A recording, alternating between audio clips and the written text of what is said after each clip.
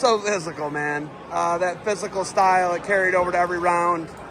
How does it feel to just come in here and dominate how you dominate and just do what you do? Yeah, it feels good. I work extremely hard. I have a lot of amazing people around me. I'm extremely blessed. And so when I get to compete, that's kind of like payday. And all that work you put in leads up to getting your pay on when you get to compete. And so I feel like a lot of times, whatever you put into it, you get out of it. And I'm extremely blessed. That's all I can really say. I'm really grateful.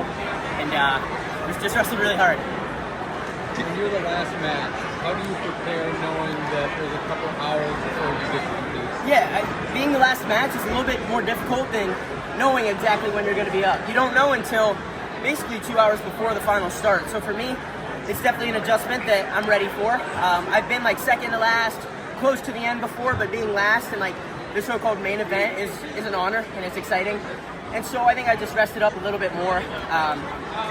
But for me, it was more exciting to be last, I think. I think I wrestled better the higher the stage, higher the stakes. Do you like that people are sticking around just to watch you? Yeah, I mean, I wasn't sure. You know, I'm hoping that everybody was going to stick around, and then it seemed like the gym was jam-packed full. And so that's just awesome to wrestle in that environment. And yeah, it was exciting to be at the end, and people stayed. So I hope we put on a show for them and wrestled hard and just make the sport better. That's my only goal, to make the sport better and to grow my faith and use my platform to share my faith. So it's all from Jesus. The physicality is just unbelievable. It's unmatched. Nobody else does it like you do it. And I don't know if I've ever seen a high schooler do it and be so physical. And just Steve Mako, I could see him in my eye view, but that was a guy who was physical like you are, just imposed his will. How can you continue to do it week after week after week after week? I think it's because I love it. I love wrestling. I work really hard, so I live the way that I wrestle, I feel like. It's not one of those things you can kind of just turn on and wrestle extremely hard and fast pace. It's something you got to do every single day.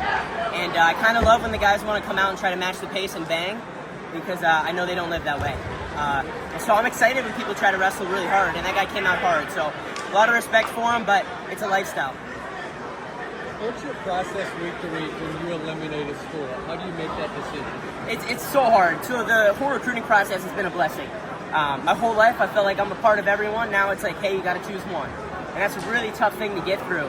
And to tell people, hey, maybe it's not the best fit here. And to eliminate schools is really a challenge each week. It's not something that I do easily. It's definitely hard. And I think ultimately I'm totally not sure at all right now where I'm going. But every single week I know in my heart that it's the right decision. I'm excited to see where God leads me. Do you feel like schools try to separate themselves from each other to show you something different? Yeah, I think schools all have their own ways of recruiting and all try to be a little bit different.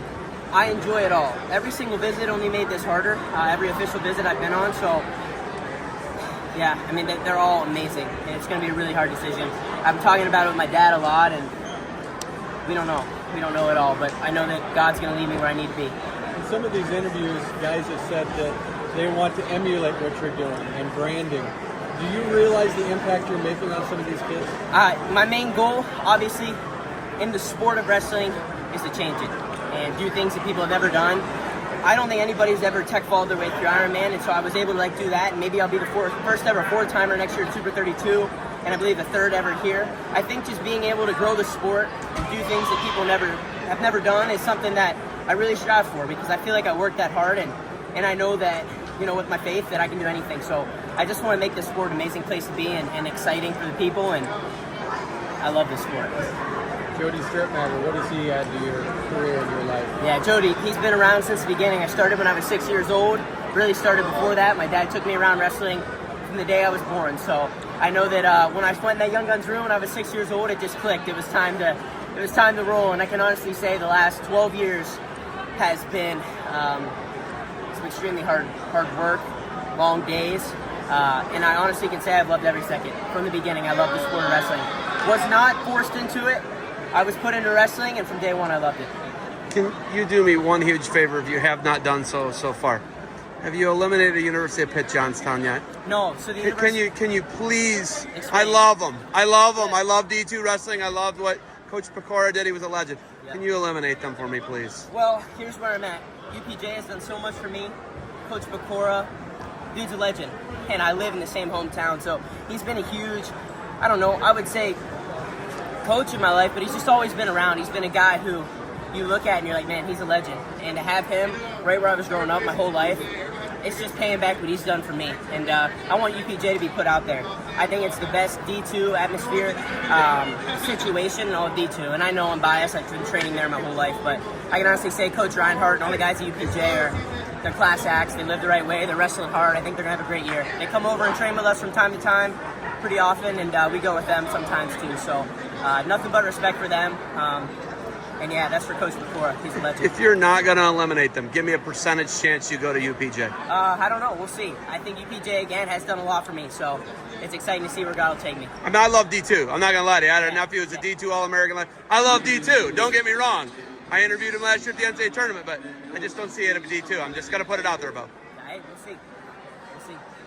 Bo, how do you get up for these matches? I mean, going up against an opponent that you know is inferior to you, that you're going to go out and tech ball, do you go out there and think like, I'm going to try a different move that I don't usually do, or is it just so natural out there? Well, you know what? I try to put out my best performance every time.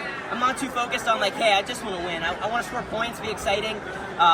When you're the main event, it's easy to get excited, but I feel like even like the matches back home or maybe the tournaments that aren't getting coverage or don't mean as much, I get excited for those because I think I wrestle for a bigger thing than me. I wrestle for my faith and to spread the word of God. So, thanks. Congrats, Bo. Appreciate it.